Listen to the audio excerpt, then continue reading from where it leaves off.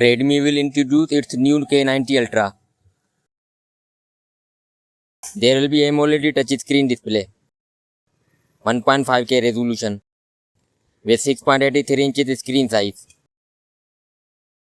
It features the Dimensity 9500 chipset with an Octa-Core CPU.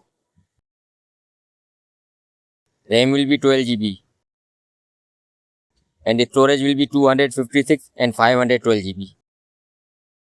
There will be a dual camera setup back on this amazing phone and has a 50 megapixel main camera and an 8 megapixel ultra wide angle lens. There will be under display ultrasonic fingerprint reader. It has an 8500 mAh battery supporting 100 watt fast charging. Phone will run on Android 16 operating system. There will be IP68 dust and water resistant.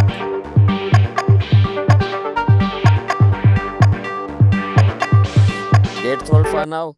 Friends, subscribe my channel for more latest videos. Thanks.